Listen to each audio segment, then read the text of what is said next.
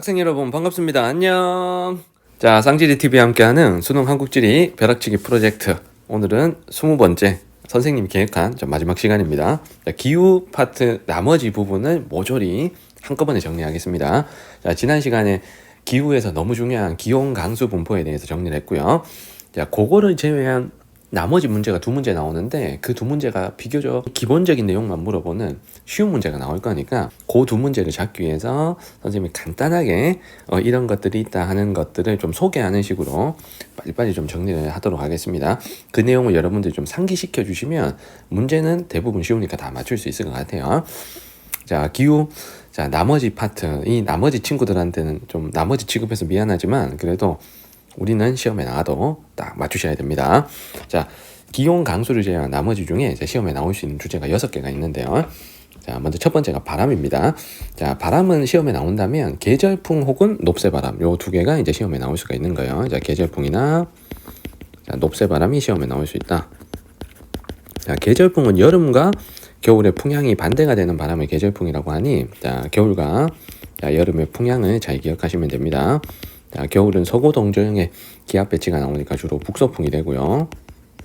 자, 여름은 남고 북저형의 기압 배치가 되니까 남서 혹은 남동풍, 남서에서 남동풍, 남풍 계열의 바람이 분다. 그러면 기압 배치랑도 여러분들이 연결하시면 되겠습니다. 자, 그리고 높새바람은 늦봄에서 초여름 사이에 오호츠크의 기단에서 불어오는 냉량 수분한 바람이 무슨 현상으로? 페인 현상으로 영서지방으로는 고온 건조하게 넘어가는 바람을 높새바람이라고 합니다. 그래서 높새바람은 상황이 이런 식으로 묘사가 되죠. 영서지방과 영동지방에 자, 이 높새바람 불 때 어떤 차이가 있냐, 이런 식으로 시험 문제를 물어보는 거예요. 그러면 고온 건조하게 높새바람이 넘어가는 곳이 영서지방이니까 영서지방이 더 고온 건조하다, 자, 라고 보고 문제를 푸시면 되는 거죠. 영동은 상대적으로 냉량 수빈하다 라고 보시고, 이 높새바람은 자, 산맥을 타고 수빈한 공기가 산을 넘어갔더니 고온 건조해지는 현상이니까 일종의 페인 현상이다, 자, 라고 우리가 알고 계시면 되겠습니다. 자, 바람에 대해서 간단하게 두 개 얘기를 했고요. 그리고 계절 변화와 관련된 게 시험에 나올 수 있는데요. 자, 계절 변화는 봄, 여름, 가을, 겨울 4계절에 나타나는 뚜렷한 기후 현상들의 그 원인을 물어보는 스타일의 문제가 출제가 됩니다. 그래서 봄부터, 자, 봄, 여름은 다시 두 개로 나눠야 돼요. 한번 장마철, 자, 한여름, 자, 가을, 자, 겨울에 이어지는 일련의 흐름들을 여러분들이 잘 파악해 두시면 되겠습니다. 각 계절별로 어떤 기단의 영향을 받아서 어떤 기후현상이 나타나는지를 잘 정리하시면 돼요. 먼저 봄 같으면 대표적인 게 꽃샘추위 같은 게 있고요. 자, 꽃샘추위의 원인은 뭐다? 시베리아 기단의 일시적인 확장, 요걸 찾으셔야 되는 거죠. 그리고 황사, 봄에 많고, 그리고 봄은 대체로 건조하다 라는 것까지 우리가 알고 계시면 되겠습니다. 그리고 봄은 날씨 변덕이 심하죠. 이동성 고기압, 저기압이 왔다 갔다 하니까. 자, 그런 것까지. 그리고 장마철은 두 기단이 만나서 장마전선을 형성하죠. 그래서 장마전선을 형성하는 기단, 두 기단을 알고 있어야 됩니다. 자, 북태평양 기단과 오호츠크의 기단이 만나는 경계선이 장마전선이죠. 그래서 장마철에는 비가 많고, 그리고 또 일교차가 작다는 거. 일교차가 작다는 것까지 우리가 좀 기억합니다. 자, 그리고 한여름 같으면 주로 북태평양 기단에 영향을 받죠. 맞죠? 그래서 폭염이나 이런 것들이 나타난다. 자, 원인은 북태평양 기단. 자, 그리고 가을은 전체적으로 이제 맑은 날씨가 많다. 자, 맑은 날씨가 많은 건 이동성 고기압에 주로 영향을 받아서 그렇죠. 자, 그리고 겨울에는 시베리아 기단의 영향을 받아서 전체적으로 매우 춥습니다. 그래서 한파가 나타나는데, 이 한파가 쭉 이어지진 않고 3일 춥다가 4일 따뜻하다가 이렇게 추위가 반복되죠. 이런 걸 우리가 사만사원이라고 하고, 사만사원의 원인은 시베리아 기단의 일시적인 확장으로 나타난다 하는 겁니다. 자, 이런 것들이 선생님이 원인을 쓰진 않았지만 원인까지 연결하시면 선택지를 다 풀 수가 있는 거예요. 자, 그리고 전통가옥 구조와 관련된 문제도 시험에 나올 수 있는데요. 자, 6월 모평에 시험에 나왔던 게 요게 잘 나오진 않지만 그냥 되게 단순하게 가옥 구조가 다른 지역의 기후 특징을 비교하는 단순한 형태의 문제가 나오고, 만약에 나온다 그러면 일단은 특수한 곳 중에 일단 울릉도, 자, 울릉도는 우리가 뭘 보면 돼요? 우대기를 보면 되죠. 울릉도 눈이 많이 오니까. 자, 그리고 만약에 제주도다. 그럼 제주도는 돌담이 있고, 자, 그리고 그물지붕으로 엮었다. 이게 바람이 세게 부니까 그렇죠. 그리고 따뜻하니까 화덕이 외벽 방향으로 있습니다. 그래서 온도를 사용하지 않는다는 거. 자, 이런 게 제주도 가옥구조의 또 특징이죠. 자, 그리고 전통적으로 저기 북부지방, 자, 관북지방과 자, 우리 남부지방의 가옥구조를 또 비교를 할 수가 있습니다. 자, 관북지방은 겹집에 그리고 가운데 자, 보온이 탁월한 정주간이 나타나고, 자, 남부지방은 호집, 일자형의 호집에 자, 가운데 여름에 시원하게 보낼 수 있는 대청마루가 나타난다. 그래서 요 지역들의 어떤 기온 특징 같은 걸 비교하는 스타일로 문제가 나올 수가 있는 거죠. 그래서 요 네 군데만 잘 짚어줍니다. 자, 그리고 네 번째, 자, 국지기후 현상은 대도시의 기후 현상이나 분지의 기온 역전 현상, 요게 나올 수가 있습니다. 그럼 대도시의 기후 현상은 이렇게 두 개를 잡으시면 되죠. 열섬 현상. 자, 그래서 열섬 현상의 원인과 대책 뭐 이런 것들 기억하시면 되고, 그리고 대도시가 아스팔트, 콘크리트 같은 인공 피복 면적이 많기 때문에 빗물이 지하로 지표로 흡수가 안 되죠, 맞죠? 그래서 하천으로 다 빠져나가기 때문에 금방 건조해집니다. 이걸 우리는 도시 사막화라고 하죠. 그래서 도시가 지금 건조하다라는 뜻입니다. 자, 그래서 비가 왔을 때 이후의 상황 같은 걸 묘사하고 도시와 농촌을 비교하는 문제가 나올 수가 또 있는 거예요. 자, 그러면 도시는 빗물을 저장하기 어렵고, 그러니까 빗물이 다 지표로 다 유출이 되어서 자, 어디로 간다? 서울 같으면 한강 같은 하천으로 다 빠져나가기 때문에 하천 수위가 빨리 높아져서 홍수 위험이 커지는 그런 상황들, 그런 상황들을 제시하고 시험 문제 풀이를 시킬 수가 있는 거예요. 자, 그리고 분지의 기후현상, 기온 역전 현상 같은 것들이 시험에 나올 수가 있습니다. 자, 기온 역전 현상이 나온다 그러면 역전 현상이 잘 생기는 시기나 그리고 역전 현상 이후에 벌어지는 현상, 이런 것들을 물어보기도 해요. 그러면 역전 현상은 일단 조건은 분지에서 잘 일어난다. 그리고 낮보다는 밤, 그리고 여름보다는 뭐 가을, 겨울, 봄, 그리고 일교차가 큰 날, 그리고 맑은 날, 바람이 없는 날. 자, 요럴 때가 기온 역전 현상이 잘 일어나고요. 자, 그리고 기온 역전 현상이 생기는 뭐 밤이나 새벽에는 안개가 잘 끼고, 그리고 농작물에 냉해 피해가 있을 수 있다. 자, 이런 것까지 우리가 정리를 해 주십니다. 자, 그리고 요 중에서는 요 나머지 중에 짱은 요 자연재해입니다. 요즘 자연재해가 시험 문제 제일 많이 나오고요. 자연재해는 뭐 통계형 문제가 나올 수도 있고 아니면 생활 밀착형으로 굉장히 쉬운 문제가 나올 수도 있습니다. 자, 9월 모평에는 굉장히 쉬운 문제가 나왔어요. 그래서 자연재해로 나올 수 있는 종류들을 먼저 쭉 써보도록 하겠습니다. 자, 먼저 첫 번째 호우, 두 번째 태풍, 자, 세 번째 대설. 일단 요 세 개가 시험 문제 제일 많이 나옵니다. 호우, 태풍, 대설. 요 세 개는 통계형 문제도 가능하기 때문에 그래요. 그래서 호우, 태풍, 대설의 어떤 내용적인 측면은 어려울 게 없습니다.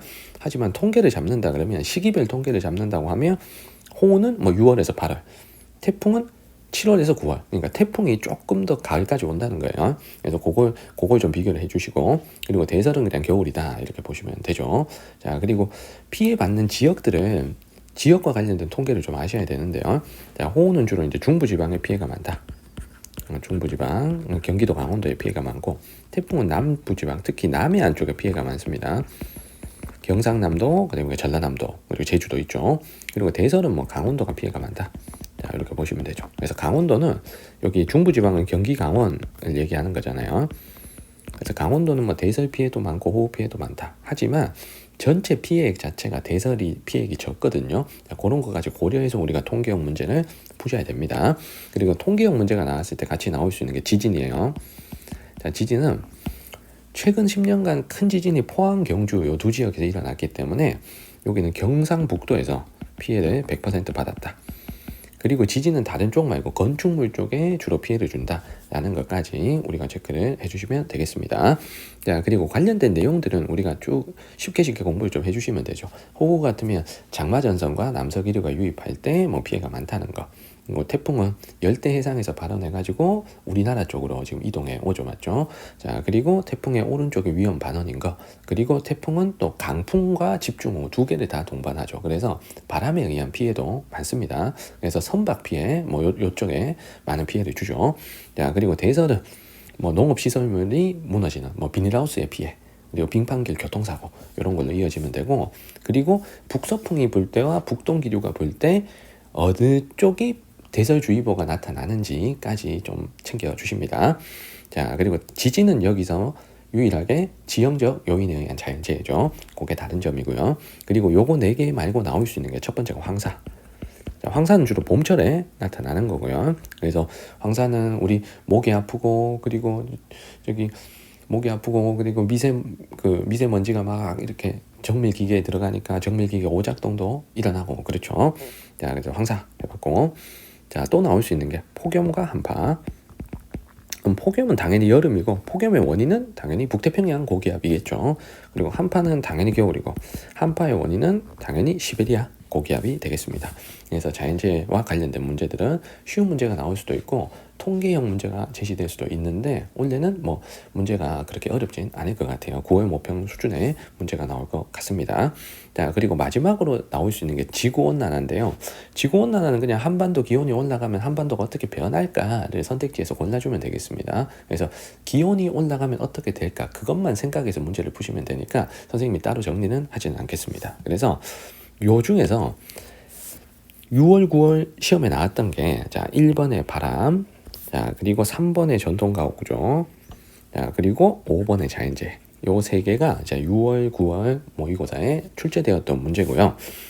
근데 기후 나머지 부분은 이렇습니다. 자, 6월, 9월에 나왔다고 해서 꼭 수능에 나온다. 뭐 그 보장은 없고요. 돌아가면서 약간 로테이션 식으로 나오기 때문에 계절 변화나 국지기후 현상이나 지구온난화가 시험에 등장해도 뭐 상관없습니다.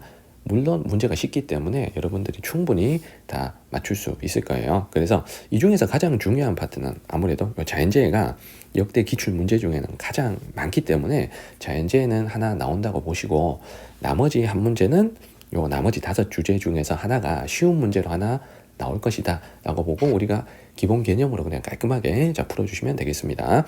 자, 관련된 문제 3문제를 같이 보도록 할게요. 자, 6월 모평 7번 문제입니다. 자, 바람과 관련된 문제고 계절풍과 지금 높새바람, 자, 요 2개가 자, 시험 문제 나온 거예요. 자, 먼저 기억에 남서풍 혹은 남동풍이 부는 여름에 남서풍, 남동풍이 불려면 남쪽이 고기압이 되어야 되고 북쪽이 저기압이 되어야 남서풍, 남동풍이 불 거잖아요. 그래서 서고 동조 기압 배치 아니고 남고 북조가 돼야 됩니다. 자, 그래서 기억은 틀렸고요.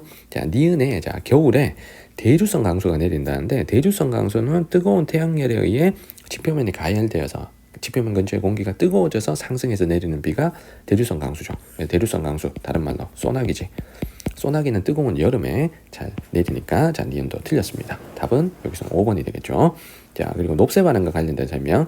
영서지방에 이상고온 현상이 나타난다. 맞죠? 높새바람은 북동풍이 태백산맥을 넘으면서 영서지방에는 고온 건조하게 불어내려가는 바람이 높새바람이죠. 그래서 영서지방에 이상고온 현상 그리고 가뭄 피해 이런 게 있을 수 있습니다. 자, 리글 맞고요. 자, 리글에 페인 현상이 자, 발생할 때 바람 바지 사면이 바람 그늘 사면보다 수변하다. 자, 바람 바지 사면 쪽은 냉량 수변, 바람 그늘 사면 쪽이 고온 건조니까 요 얘도 맞습니다. 정답은 5번이죠. 자, 쉬운 문제였고요. 자, 6월 모평 9번 문제도 굉장히 쉬운 문제입니다.